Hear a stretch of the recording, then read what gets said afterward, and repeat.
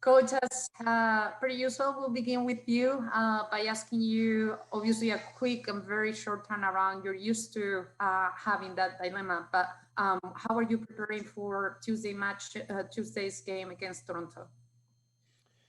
Well, not much time to rest on our laurels and get excited about the result on Friday night. We were back in the following day, and the starting group were straight into a bit of a regeneration, and the rest of the group were making sure that they're fit and ready and sharp and able.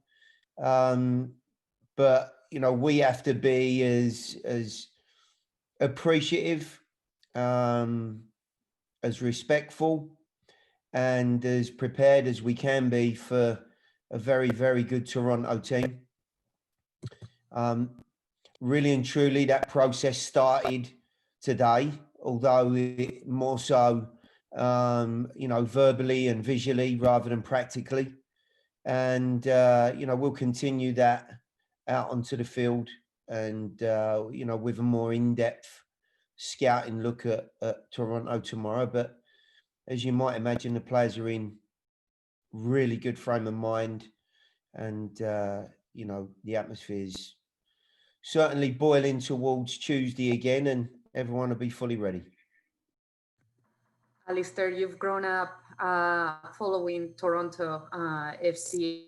How have you seen that team evolve throughout the years, and what do you think you have to do to stop them on Tuesday? Yeah, it's funny. I remember when they first came into the league when I was a little younger, and I still remember, said it earlier in the press conference, but Danny Dichio, when he scored the first ever goal, and they still chant about that. So I've kind of seen them from their very beginning.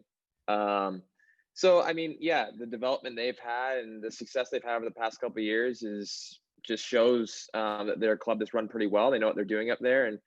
And for us, that's kind of, I guess you could say, footsteps that we're trying to follow in as a club as well, is that's where you want to be. You want to be competing for championships every year. And this is kind of the first step in Nashville SC's chapter of history, I guess you could say, and towards making that next step to being a team that's competing for championships. And it starts on Tuesday night. If we can keep the momentum going that we started with by beating Miami, then I think that's another great step in the right direction. So yeah, but I do remember with Toronto is that those first couple of years were difficult, and I think that us as a club, as an expansion team, we've done very well to make the playoffs. But again, that's we're not just going to settle for that. This group of guys is pretty determined and experienced group that making the playoffs was never the end goal. There's always been loftier expectations than that. So that's kind of the goal, is just continue taking it day by day and continue to hopefully keep winning games. Thank you, Alistair. We'll now open the floor for questions. We will begin with a question from Sullivan with For Club and Country for you, Alistair. Alistair, is there a bit of almost bittersweet knowing that you're playing technically on the road against Toronto, but not playing in Toronto, where maybe some of your family and friends would be closer by? And I regret to inform you that there are no Tim Hortons in the state of Connecticut, just so you know. No Tim Hortons. Wow. I guess that makes sense. I think I dodged a bullet in some ways. A lot of people would say, oh, you would have had the family there. Yes, I would have. But at the same time, I would have to go around all the older guys and try and bum all the tickets off of them. So I dodged that bullet a little bit.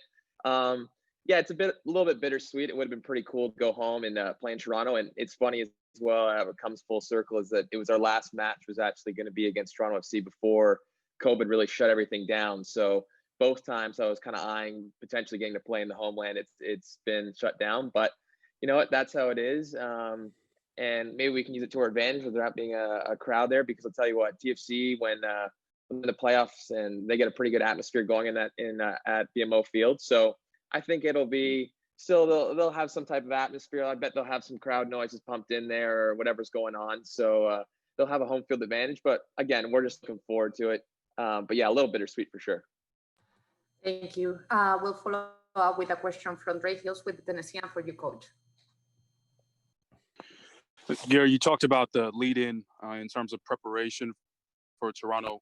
What's the status on Anibal Godoy? Has he been able to be a part of that generation? Will he train tomorrow? And ultimately, will he be available for Tuesday? I think ultimately, Drake, that one's going to be maybe a little bit of a bridge too far. We'll live in hope. Annabelle's recovery is underway, and it's maybe not quite as serious as we first expected. But I think with the short turnaround, it's going to be a tough one to get Annabelle ready. But he's, he'll be replaced with one of the bodies that you've seen throughout the year, and I think we'll get a sterling job done in that area. But for sure, if he's to miss out, he will certainly be sorely missed. A follow-up question from Tim Sullivan for you, coach. Yeah, Gary, Alistair alluded to it a little bit there. You guys were scheduled to travel to Toronto before the shutdown began. What have you seen that's different from this team when you were preparing for them back then to where they are now? Well, I think like a lot of teams, Tim, they've rotated players with the schedule being so full and ongoing, the midweek games and the travel, etc.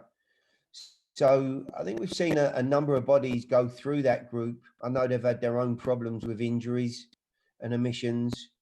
The centre forward area is one of those. At centre back, you've seen multiple combinations, and indeed they had a couple of players, I think, miss out in the last game of the season. They've also, I'm sure, had their difficulties in making their new home in Hartford, Connecticut, rather than being able to travel back. I can't imagine it's been great for any of those Canadian teams, but they've done a terrific job. I know their season probably didn't end the way they wanted it to, but let's be honest, if you're fighting for the Shield on the last day, you're not doing a bad job. So, this group at full strength, I think, are as good as it gets, and their record will tell us that. I think they've taken part in the last 3 championship games, and there'll be no easy task, that is for sure. But I do also think that there will be 1 or 2 things, of course, in a playoff game that will have an impact. One will be personnel for them. If they've got everyone fit and available, then that will be a challenge for us. If they haven't, like a lot of other teams, whilst they've got a very good squad, I'm sure they'll be feeling as though there's areas that might be a little bit more vulnerable. So, we'll see exactly what gets turned out on the day.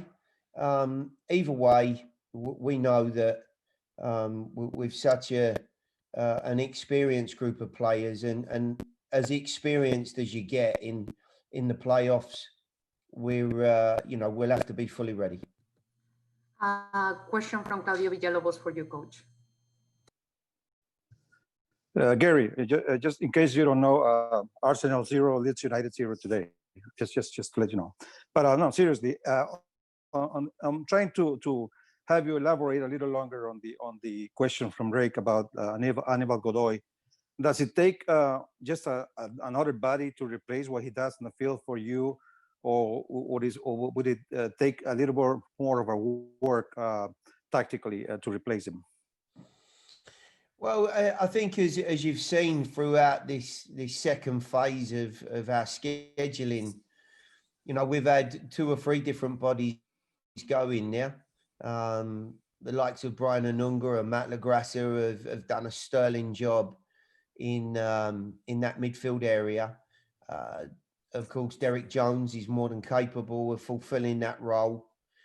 I think the question that only I can answer is, given Annabelle's experience and his relationship with Dax, I think the pair of them have formed a wonderful relationship in there, and they give us an awful lot on and off the ball. Is, against a very talented and capable Toronto team, and in that central area of the field, you look at Pozuelo's work and the abilities that come through the experience through Bradley, that central area of the field is very instrumental for them. And, you know, my challenge is how do we make that a more difficult place to navigate, whilst also keeping, you know, some of our own qualities and abilities that you've seen over the last, well, you know, 4, 5, 6 weeks. You know, our form's improved, we're scoring goals. So, you know, I've got a little bit of a conundrum. But, you know, I'll have a plan A and a plan B. We'll find out more about Annabelle tomorrow. If it's negative, then maybe I'll go to plan B. Thank you, Coach. We'll follow up with a question from Ben Wright with Broadway Sports. Sorry, and he has a question for. Yeah, my question is just you've had a bit of experience this year with kind of a young American center forward in Daryl DK. What have you seen from Ayo Akinola so far this year, and how do you think he potentially matches up with your defense? Yeah, I think it's a nice comparison.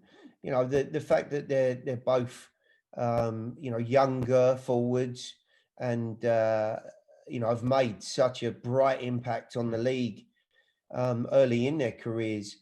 I mean, from what I've seen, and I've only seen Akinola from a distance, he had a terrific Orlando tournament where he burst onto the scene. He looks to me as if, whilst he has a lot of similar physical characteristics, you know, I won't know, of course, until I get up close to him, but it looks like he's maybe a little bit more mobile than DK, who himself is no slouch, of course. But DK looks as though physically, and having seen him up close, you know, he's a very, very strong boy, uses his body well. And I think, as certainly from when we've played him, as unsettled players with his physicality. They're both more than capable when they get in and around the goal. But I do think that Akinola looks like he's, you know, maybe a little bit quicker and more willing to run those channels a little bit more. How does it affect us? Well, I don't think enormously. You know, we've run into these type of players throughout the season. Our central pairing match up, you know, to any central pairing group in the league. And I have, you know, more than enough faith, as you might imagine, in not only the two central defenders, but the back four and goalkeeper in general. So it is a strong area of our game. They need to continue that good form. That goes without saying. And, you know, that's a basis of any winning team in a regular season or playoffs. So, you know, we'll have a nice look at some individual footage with those players, and they can customize themselves a little bit more to him. But, you know, we'll do our utmost to obviously try and keep him under wraps. A follow-up question from Drake Hills. Oh, sorry, apologies. Ben, do you have another question for Alistair? No, I mean, it was the same question to him, just if he has any thoughts on Akinola or Toronto's attack. I mean, I think Gary hit the nail on the head with that in terms of the comparison to DK and stuff. Again, Akinola is, again, really good Orlando tournament. Showed exactly what he can do and showed that he fit in with that group. And again, I think he's one of those guys that fits that system really well. Toronto SC's got a ton of talented guys playing underneath. And again, I think it kind of comes from us closing down his service, you know, getting tight on Pozuelo, closing down space in the midfield and making it difficult to break us down. And I think then once we kind of do that and kind of make the game a little more compact, it really kind of affects these guys who are some just really talented athletes. But yeah, no, from what I've seen, again, hasn't been too much yet. But again, another young, bright player in this league, and it's been exciting to watch, and hopefully we'll be able to shut him down. A follow-up question from Drake Hills for you, Coach. Yeah, it's come up in shells, the previous questions before me, but I just wanted to take a look at maybe possibly, obviously we talked about Bradley and Akinola and Pozuelo have been mentioned, but in terms of how Toronto likes to play, is there a particular dark horse, a player that could probably prove and kind of contribute a lot more than maybe what meets the eye in terms of how they go forward and how they find their goals? Well, to your point, Drake, I think it's easy to pick out the big names. The fact that Josie Altidor's not been playing as much as usual is possibly down to the way that young Akinola's playing. Maybe, you know, they're just protecting him a little bit more. Who knows? I can't make those assumptions from where I sit. What I will say is, you know, just looking at their group, like a lot of good attacking teams, and with ourselves having a very good young fullback sitting on the call with us here, I think they're a prime example of a team that use those outside and fullback areas very, very well. They've got some nice athletes. They've got some, you know, very forward-thinking players.